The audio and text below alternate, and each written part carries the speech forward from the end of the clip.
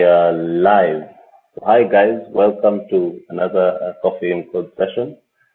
Today we're happy to have Maria Gutierrez. Did I spell that correctly? That's right, yeah, Gutierrez. Yeah, and she's the VP of Engineering at FreeAgent, among other things that she'll talk to us about.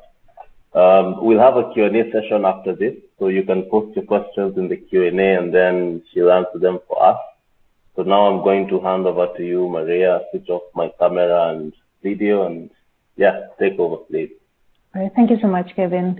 So hello, everybody. I was going to say good evening, but I have no idea what time it is at wherever you are joining us from today. As Kevin was saying, my name is Maria Gutierrez. I am VP of Engineering at FreeAgent. And I want to talk to you all a little bit about my experience managing distributed teams and as an engineer as well in the past, working as a distributed or remote engineer. But first, let me give you a little bit of context about my role and why I'm so passionate about this topic.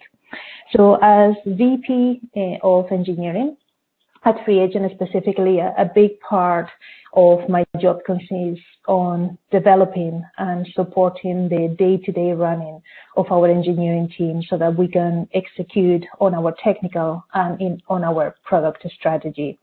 And I do so in the context of a distributed team building a very popular SaaS product here in the UK that over 65,000 businesses rely on. And at FreeAgent, probably you're not very familiar with the company and the product. We build accountancy software for freelancers and small businesses. And our goal is to remove the stress out of managing kind of business finances for those small businesses. Our customers think that we are doing a really good job and they absolutely love the product. And we currently have a net promoter score of 70, which is pretty impressive. I don't know if you are familiar with that measure, but it's a way to measure customer satisfaction and who are of those customers promoters of your product. And our score has been consistently in the 70s for the past 2-3 years. And there's two things that we care about the most at FreeAgent above anything else. And one is our customers, and it shows with those results and comments like this. And the other one is our team, the people that make FreeAgent possible. So we are just over 130 people company-wide, and of those, about 55, almost between 55-60 are part of the engineering team. So one of the 3 guiding principles for our business is the belief that having a diverse, high-performing, and happy team will make us more successful. And as we work towards growing and developing the engineering organization, successfully supporting a healthy distributed culture is very much part of our strategy. And a large part of the team work from our offices in Edinburgh, Scotland. And these are some photos from the different meeting rooms and spaces that we have here in Edinburgh. It's a really cool office. But not everyone works from the office. So home is the office for about 1/3 of our engineering team. And they do so from all over the UK. And those in the office have also the flexibility to work from home every so often too when they need to. So let me tell you a little bit more about the history of FreeAgent because I think it's relevant to what we're talking about. We celebrated as a business our 12th anniversary in February earlier on this year. In the last 2 years, we've become a public company in the London stock market and now have actually very recently been acquired by one of the biggest banks in the UK, the Royal Bank of Scotland. We've doubled the size of the team since I joined over 2 years ago, and a good number of those new team members and some of the contractors that we work with work full-time from home. And that has not happened by chance for either FreeAgent or me as an engineering leader. These are our three founders, Rowan, Ed, and Ollie. And these are our founders almost 12 years ago. And the reason that I'm showing this picture, other than because I seem to like to risk my employment status sometimes, is because working from home for a few years, from London, Edinburgh, and the borders, was how Rowan, Ollie, and Ed made FreeAgent happen. So a couple of years after they started to work together, they moved to Edinburgh to open an office and hire more staff. But in the engineering team, there wasn't back then enough candidates that were willing to take a risk into a new startup. It wasn't what people used to do 12 years ago. So they found that the only way to attract some really talented employees was actually kind of hiring them remotely and giving them that flexibility. So in engineering, some of our early engineers started to work for us fully remote from their homes. And I say that it wasn't by chance for me either. And that is because for the past 18 years, since I started to work in this industry, I've experienced all sorts of distributed team setups, and I've learned to appreciate the advantages. So I believe that technical skill is crucial in any engineering organization, but without healthy teams that collaborate and communicate well, the most skilled engineers will ultimately fail. I moved from Barcelona, where I'm originally from, to Edinburgh in the year 2000. And after a year doing a master's degree here, I got my first job as a developer at a company called Scottish Equitable. I was working in the Edinburgh offices, but had to regularly collaborate with outsourced contractors in India. A few years later, I decided to move to a smaller software company with co-located team, building mobile games and the platforms that distributed them. And that was quite a few years before the iPhone was a thing, and we were making games, SMS games, and kind of the platform to distribute them. But a couple of years after I joined, we were bought over by a big global games company with offices in New York City and in Israel, and had to change our working practices. Even that wasn't the way that we started to work together. And in 2008, I decided to join the Adobe Developer Technologies engineering team in Edinburgh. And I was part again of a global team building extensibility for the Creative Suite products, and so Photoshop, Illustrator, InDesign, etc., and had to collaborate daily with all those product teams spread across the globe. Some of those teams were in San Jose, others in Seattle, Hamburg, some in Noida or Beijing, and we were here in the UK, so sometimes we had to collaborate with people earlier on in the day in India and China, other times it was more later on in the day with Seattle and San Jose. And finally, 7 years ago, I decided to join the LivingSocial engineering team. At LivingSocial, I was not only responsible for making sure that I could collaborate successfully in a globally distributed environment, but as an engineering leader, I was also responsible of shaping our distributed engineering culture. So I joined the company when we were about only 30 engineers. And we grew to about 180 engineers in a very short period of time, in about 2 years. So about 80 of those in the organization, 80 of those were in the organization that I was leading.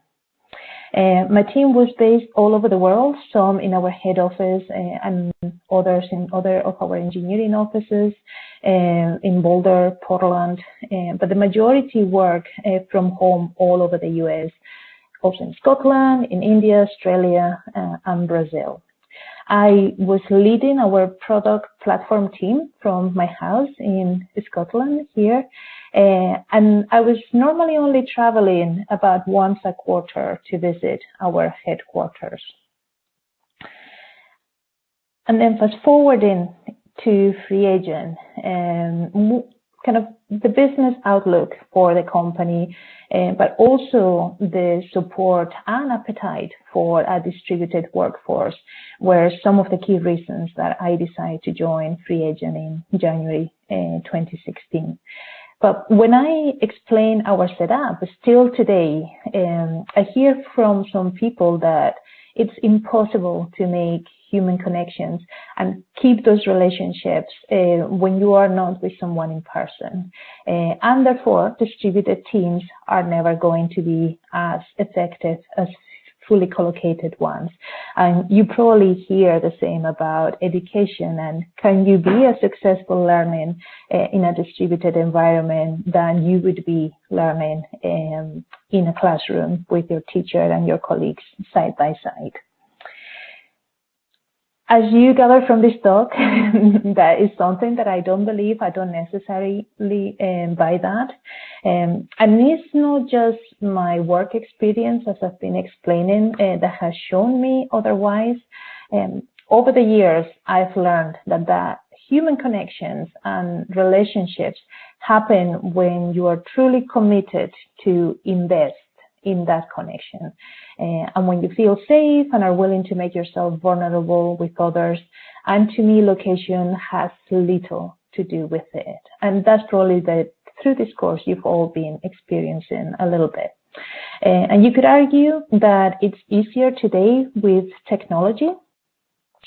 But I believe that I learned that lesson when I was only 14 years old. So back then, I started to correspond with my first pen pal, and she was a girl my age from Denmark, and we used pen and paper and a language, English, which was foreign to both of us, yet we became very close friends after a few of those conversations back and forward. So choosing to build or join a distributed team requires ultimately commitment, and half-hearted efforts will result, as with anything in life, in a worse experience. And company leadership and every single engineer in a distributed team, whether they are remote or not, have to fully support that effort. And there's a few practices that I've seen work really well over the years that prove a company's commitment to distributed teams, and that you should look out for when joining a distributed team to make sure that you are properly supported and you can actually do the best work that you can. So the most important one to me is having critical mass of remote team members. So if you just have one or two remote people in your team, that will ultimately build friction and resentment that comes from having those special snowflakes, as I call them. And some companies, for example, might allow working from home for someone after coming back from maternity leave, or because they decide to move to another location and they don't want to lose them. And if that's a company that you're working at, or that's you in that situation, from my experience, that person is going to be looking for a job within 6 months. I've interviewed many people in that situation that they thought they could make it work, but actually then in practice, it really doesn't work because the way the team continues to work doesn't fit with that person not being around with them. So to me, if you don't have that critical mass of remote people, those people don't have a sufficient voice in the culture building process of a company. And as long as remote folks feel like a second-class citizen in a team, in a company, the balance is off and you have quite a lot of work to do as a manager, for example, of a company. And equally important is to be able to remove any perceived glass ceilings for remote workers, or at least if there are, to make them very high. I feel that if employees feel that their location is a barrier to progressing in their careers, they will move on, especially the most talented one. So when I was working fully remotely, if I had felt that I didn't have a way to progress in my career because I was working remotely, I probably wouldn't have lasted very long where I was. And because of this, it's very, very helpful to have managers and technical leads that are working from home as well, full time.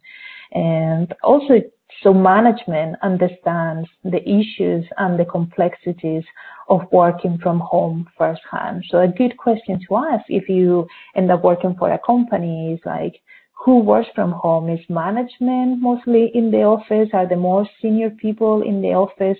Or are all those positions available remotely?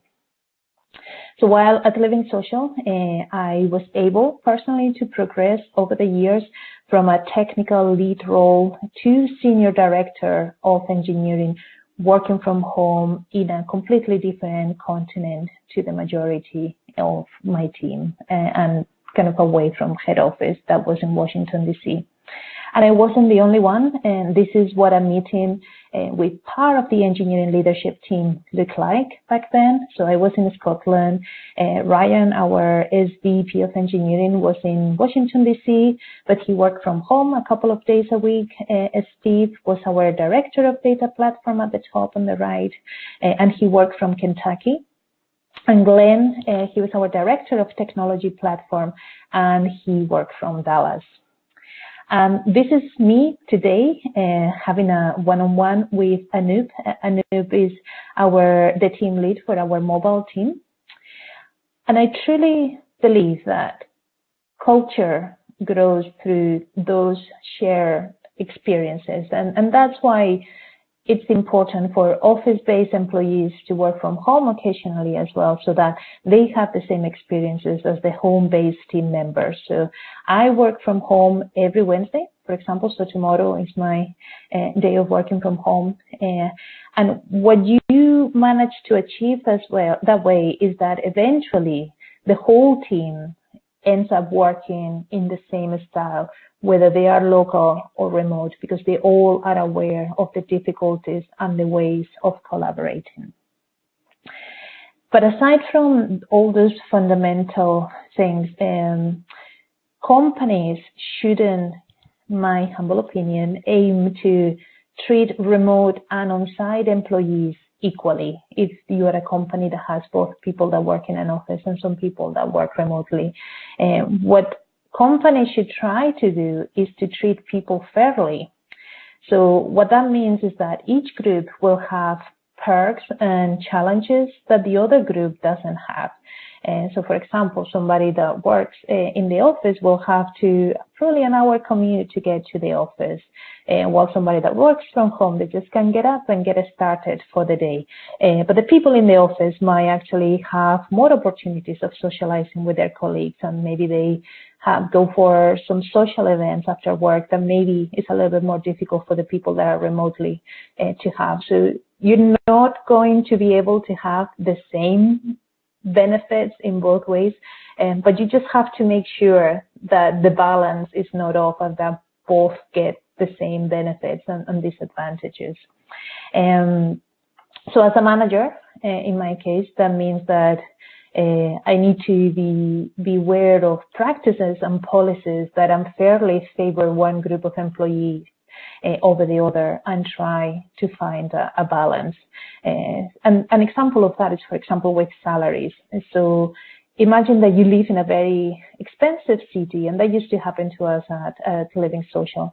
So Washington, D.C. is extremely expensive city, so you would probably not want to pay the same people that live in D.C. that somebody that lives in the middle of nowhere, because you're definitely there treating people differently. So I try to find a balance of market match on what it is that different people would get, kind of is the fair kind of competitive salary in the different locations.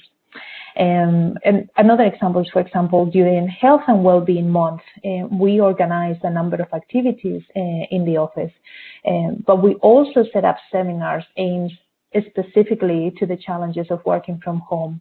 And what you do by having those initiatives that cater for the different people in your organization is that you really are telling them that you care about them and that you care about the specific challenges that they have. So another way to show that you care as a company is by creating opportunities to get a team together face to face. But I would fight the temptation to use that time to maximize productivity. So it's that when you get together, oh, we have this very important project, let's get everybody together.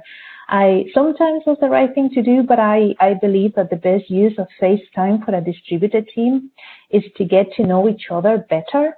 And what happens is that if you do that, that increases empathy and improves communication in the team, making your team more productive when you are apart. So at FreeAgent, we all get together about 4 times a year. So for our summer barbecue and a Christmas party, and then we organize 2 company-wide hack days a year. So we normally meet kind of once a quarter, and then different teams also organize their special get-together depending on what they need to do. But we try to get people seeing each other face-to-face no less than once a quarter. The flip side, as an employee, you can show your commitment by really taking advantage of as many of those opportunities to build connections as possible, by attending kind of those events and by making sure that when you are around your team, you really get to know them and to build those relationships with them. But you also show your commitment by making sure that your setup is suitable, and that you have a good environment for you to do your work from home, where you can really concentrate in your work away from any distractions. And I can't highlight that enough. I think it's super important that if you're going to work from home, you really have a dedicated place where you're not going to be distracted and where you're going to be able to get your work done, and that when you're communicating with people in the office, there's not going to be distractions and noises and things that make that communication more difficult. And that is important because when you are working, it's important that you give your full attention to your work.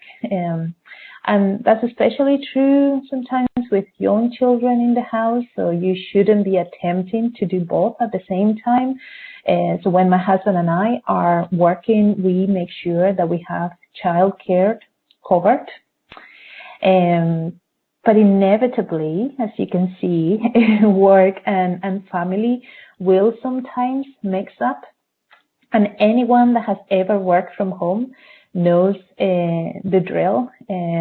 In my first senior leadership meeting, my husband decided that it was a good idea to walk into the home office in his dressing gown. I was working late in the evenings for DC, and I couldn't have been more mortified. And I was also very glad that it wasn't worse what happened. So I was quite thankful that he was at least decent in that occasion. But that is okay. Sometimes, having a little bit of your personal life coming into the screen is just what the team needs. So let me show you a little video that I took from one of our demos that we had at LivingSocial, and hopefully this sounds okay. Let's see if that works.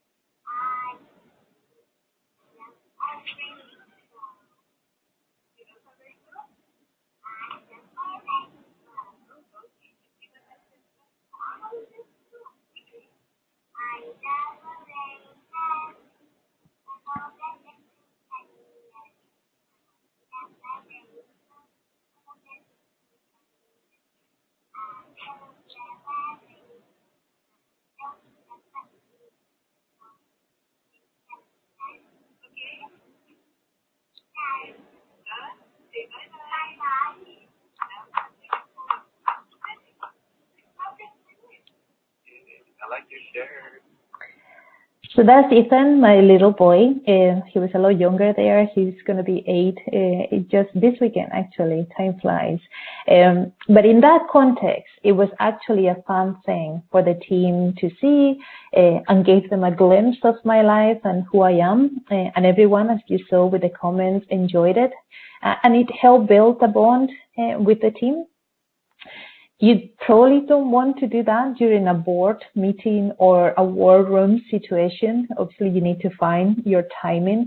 But it's something that you shouldn't completely avoid. And I think it shows a little bit kind of your personality, and it gives your team a little bit more information about who you are. And to me, that is also important to create that bond.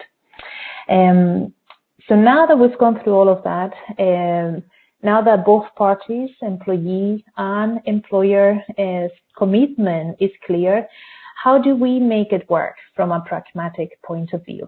So, well, you do it by communicating intentionally. On a distributed team, communication doesn't just happen. People are great at communicating face-to-face, so good that it happens automatically in ways that you might not even notice. But that is not always a good thing, especially in a growing business. So communication is how we build trust within a team. And trust is the foundation to any healthy organization. And when you trust your team, you feel accepted, you can be vulnerable, and ultimately be more productive, more resilient, and happier at work. And whether we like to admit it or not, most of us would agree with Ken Beck here. He says that the key to his happiness as a programmer is moments of human connection. And I couldn't agree more with that. And you feed that connection through daily interaction. So from my experience, video is your best friend here. You use it for regular one-on-ones, team meetings, stand-ups, retrospectives, etc. And also through a well-defined set of tools that you use to collaborate and monitor work.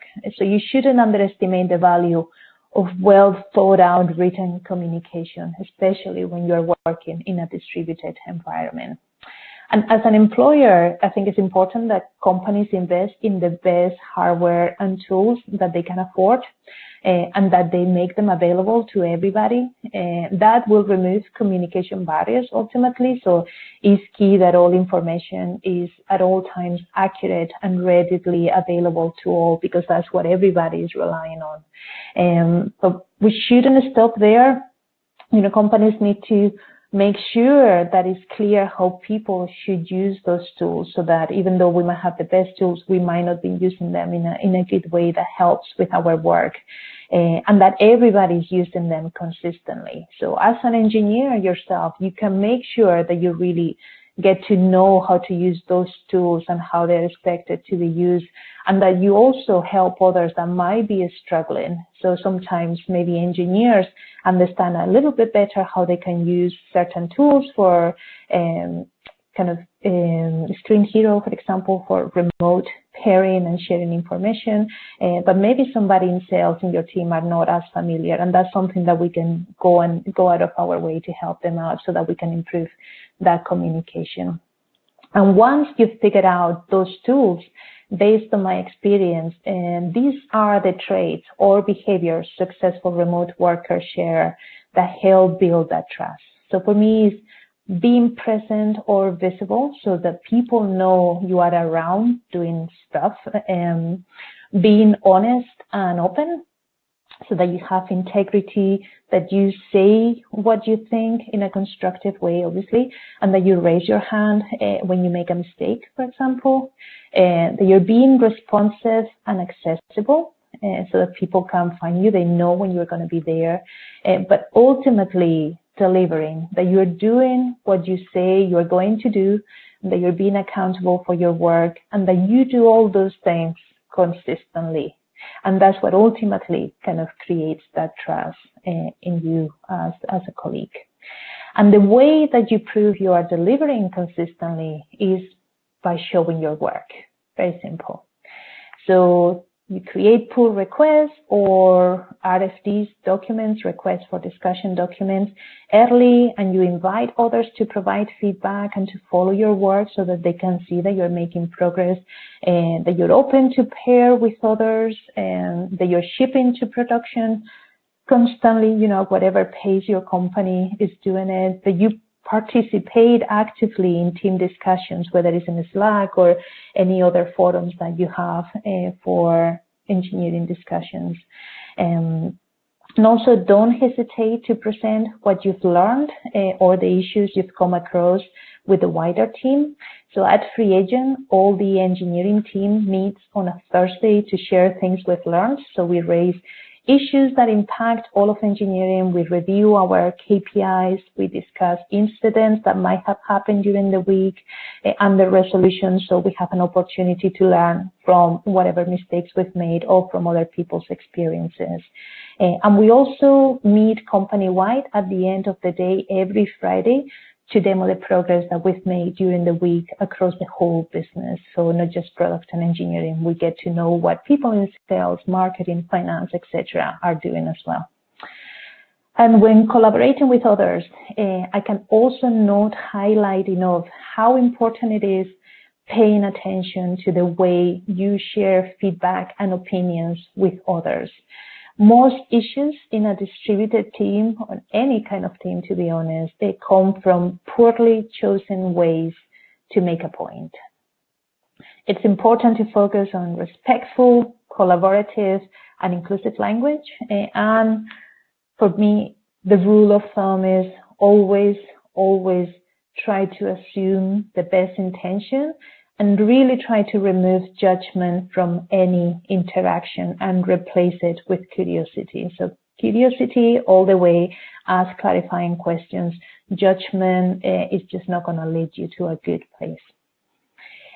One of the good things about this kind of environment is that managers have to learn to evaluate productivity by actual results rather than just by the perception of busyness, just watching over you.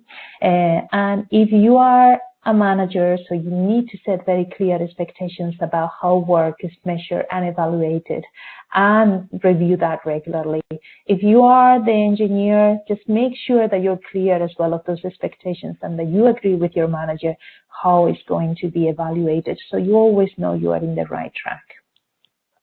And since we're trying to set expectations, it's time also to do the homework for a company. That might not be as relevant for yourself, but when it comes to hiring, it might be good to have an idea of these things because you might end up working in a place that maybe they shouldn't be, for whatever reason, employing you, and you might see yourself out of nowhere in a situation that they have to terminate the employment with you for legal reasons or financial reasons, etc. So companies need to decide first what roles need to be in the office, for example. So some companies might decide that junior engineers need to be in the office, but that means that also senior engineers should be there, because if not, what's the point of having more junior engineers in the office? You need to know as a company who they can actually hire based on their location. So not having a good understanding of different countries or the states' intellectual property, employment, and tax laws can get companies in trouble down the line, especially if they are after an exit. So when we became a public company, we had a lot of due diligence done, and we highlighted potential concerns about employees that we had outside the UK. So we had to actually kind of terminate some of those contracts to make sure that there wasn't any gray areas there.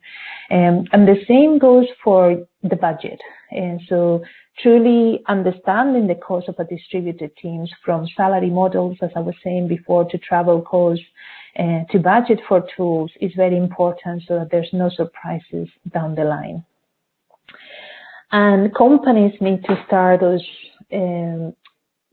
setting those clear expectations during the recruiting process so that people know what they are signing up for. And if you are applying for a job to a company that supports distributed work, you shouldn't miss the opportunity during the interview to learn how you will be supported and how they go about making, addressing all those things that I've been talking about.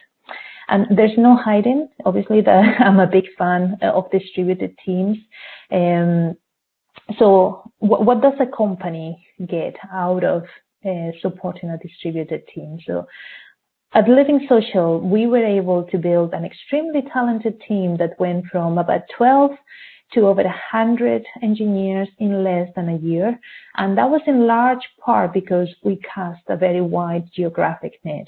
So a distributed team strategy today can be a strategic competitive advantage for some companies.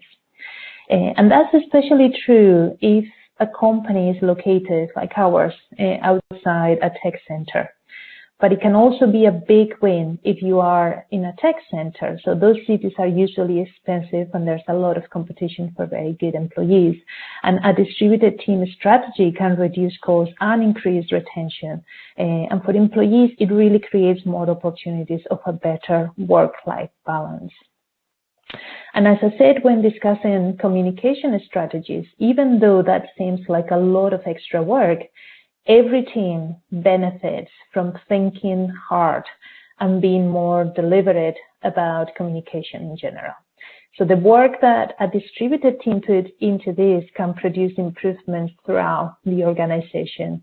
And these best practices come extremely handy, for example, dealing with an outage out of hours. So for us, communication happens in exactly the same way it happens during normal working hours. So if we have problems outside our 9 to 5 when most people work, we still, are using the same tools and the same ways of communicating, and it removes the stress out of potentially a quite stressful situation. And I left for last what I consider potentially the biggest win. A distributed team strategy, I believe, can help you build a more diverse and engaged team if you're a company that is trying to support that. So 8 years ago, almost to the day, this happened to me. At the time, I was commuting every day to an office, and after a few months of maternity leave, I went back to work, and I really struggled with the fact that I wasn't getting to see my baby all day.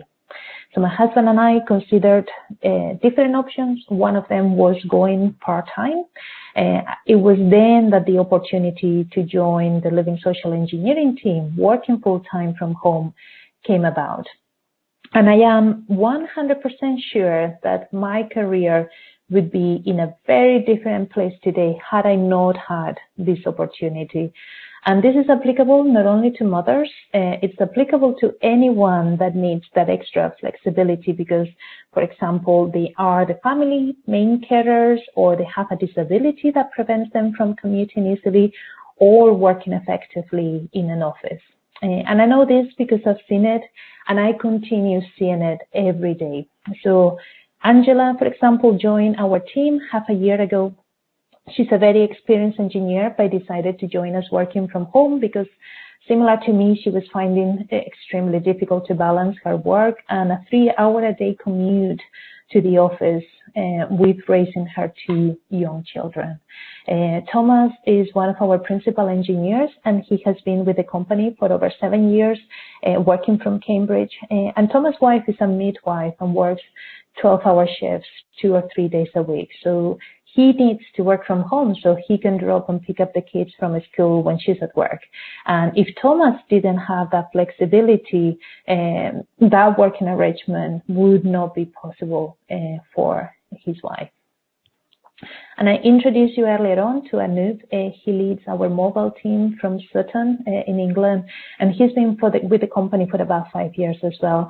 He finds his working arrangement extremely beneficial for both spending time with his family and financially saving quite a lot on commuting. Anup is originally from India, and he can visit his family and work from there without having to use all of his holiday allocation. But that is also a benefit available for those in the office. So like me, Eva is originally from another country. In her case, is Greece. And because her team is used to work in a distributed fashion, she can actually work for a few weeks a year from Greece without having to use her holiday allocation or impacting the work of the team.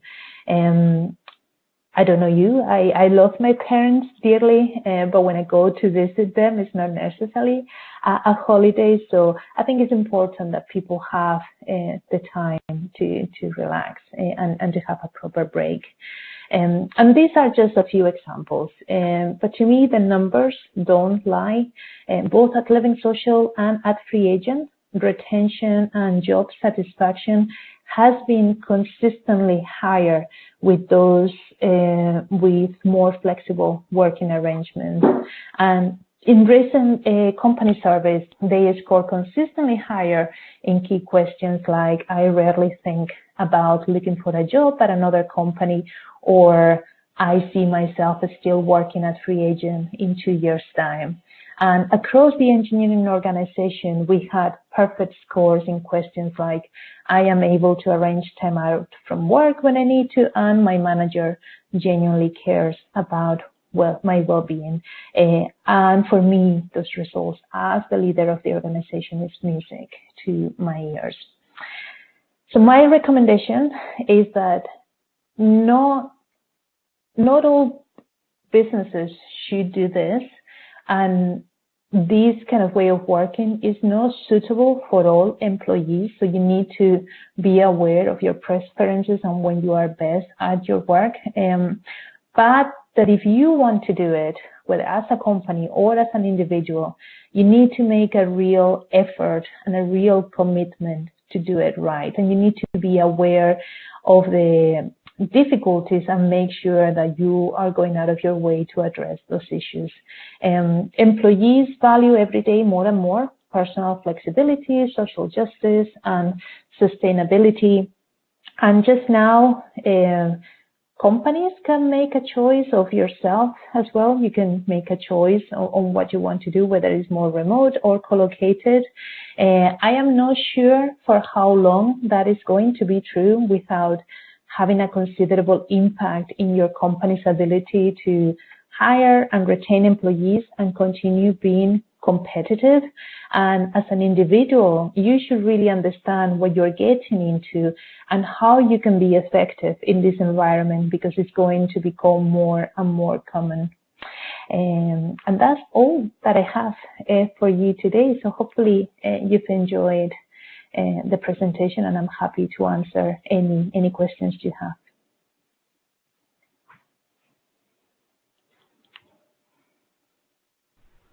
So sorry, I haven't been able to see any of the chat whilst I was presenting, so I haven't seen any of the questions. So you're going to have to all play it back. Can you hear me?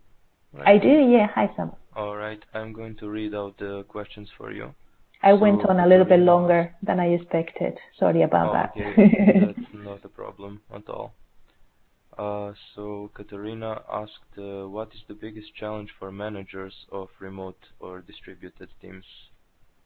I think that the biggest challenge is keeping that very close sense of belonging and community, and making sure that everybody is really engaged with the work and that they don't disappear in the internet where nobody knows what's happening. So what I try to do when I was managing, still today, when I manage people that work remotely, is that I have quite high touch, and I make sure that I have always time for one-on-ones with them. And if I was running a project that I make sure that everybody's checking in we have ways to check in every day about work. Sometimes what some of my teams do, they set up a little meeting, but it's not actual work. They call it the daily cafe, and it's just maybe half an hour that they put together with their teams. When they're not talking about work, they're just having a coffee or a drink together, and they're just socializing. And what you try to do as a manager is to build those opportunities for connection, and because that's ultimately how you build that trust and how you get people to care about each other and to then work better together, because there's a human connection there. It's not you're just not passing something to somebody else. So to me, that would be the most important thing, is to make sure that the team is really gelling, aligned, and that they're asking the questions when they get blocked, and that somebody doesn't disappear, and that you don't really know what's going on and what's happening with them. Oh, okay, all right. So that is closely related to what you said earlier, that moments of happiness for programmers is moments of human interaction. Okay. And another question is, for what companies or employees is remote work not possible or not recommended? For what companies? Yes, you mentioned not all businesses, like the approach of remote work is not suitable for every business. Not for all businesses. To me, it's more about the commitment. So some companies might think that they just haven't found a good way to make it work with more junior engineers because they just don't have the proper support or processes. Or maybe one thing that is quite typical you might hear is that engineers tend to be okay to work remotely, but designers and product managers, they want to have them together in a room. And what you need to understand is, I think any role potentially can be made successful if there's a will to make it work. But there's people they just feel that the compromise is much harder than the benefit, so they rather have them together.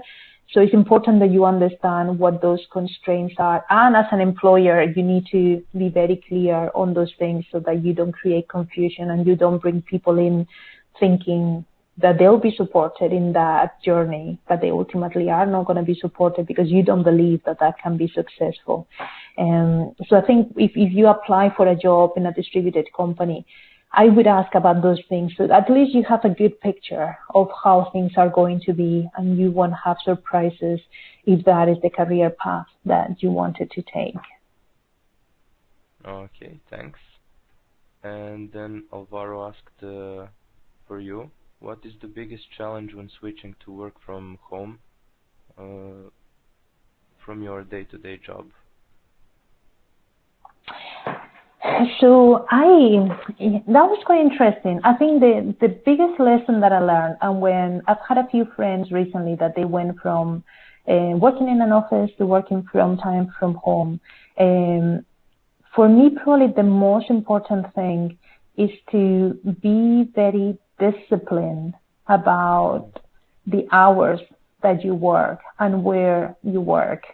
Because if you're mixing work and home life, sometimes you might find that actually you are always working. And I remember when I first started to work from home, I found it so difficult to switch off.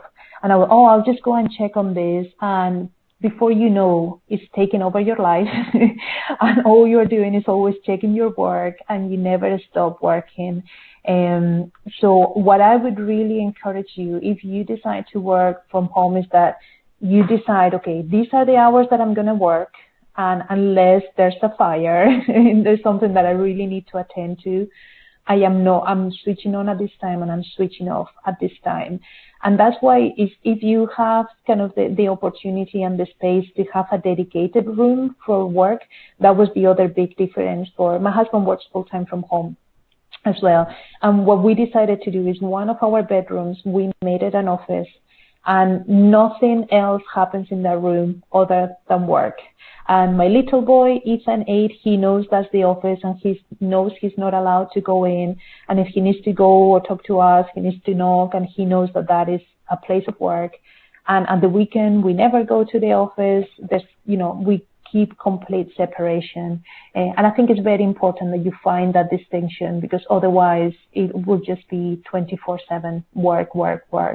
And you need to switch off. You need to be able to say, okay, I'm working. Now I'm not working. All right, that makes a lot of sense. I think, yes, there is one more question. Do you have any recommendations or where or how to apply for a remote job? It depends where you are. Are you all more junior developers, or is there a mixture? Yes, I would say all Microverse students are junior developers. Ideally, I would look for somewhere that is not too far from where you live, or look for a place where there's other people in your similar location that also work from home, but that if you get stuck and you need more specific help and you need kind of somebody walking you through, maybe you can arrange without too much trouble to get together with them. I was talking a little bit to Kevin and Sava about kind of junior roles, because I've seen it happen successfully for some people, but I've also seen it fail more often than with more senior people. And so at FreeAgent, we actually say that to work full time from home, you need to be senior and above. We have people that are more junior and they can work a couple of days from home or 3, but we kind of make them come to the office a few times, because we find that until you find a good way of working and really kind of breaking through being shy, maybe about asking questions and getting to know how things work, having that early connection works. But I've seen it work successfully with people as well. So what I would say is that at the beginning you are maybe at a little bit of a disadvantage, and that don't be shy about asking questions and being curious, and make sure that you get what you need to be able to do your job successful, because the quicker that you get up to speed, the more valuable you will be for the company. So working for a company that supports remote work near where you are kind of can give you a little bit that if you need it, you can always get to them. If not, I would look for companies that do, that pretty much everybody is remote, because those people will be very good at making it work, and everybody will be working with the same constraints and whatnot. So that puts you at a better, at a better advantage. There's a website, I can't remember it's called Remote Jobs, something like that. And there's a huge amount of jobs there, companies that support remote work. So I'll see if I can find it later if you don't have it, and I'll try to share. You can have a look in Hacker News the first day of the month. There's a big blog post that says we're hiring, and a lot of companies post there, and it tells you if they support remote work. So have a look through that. But what I would say is that if you get an interview with those companies, is try to ask a few questions about how they're going to support you, because especially in your first role as a developer, you really want to have that support so that you can get to a good start and you can really do, it's the best that you can do for your career. So hopefully that the presentation gave you a few tips of potential things to ask, so that you're going to be supported. Okay, all right. Thanks a lot for spending time with us. Actually, I just wanted to end the talk, and then this question popped up. Does it work? Let me read. Does it work pair programming in these teams in order to solve bugs or problems when you get stuck? Yes, that is probably the best tool. Like earlier on in your career, I would recommend you get used to pair programming.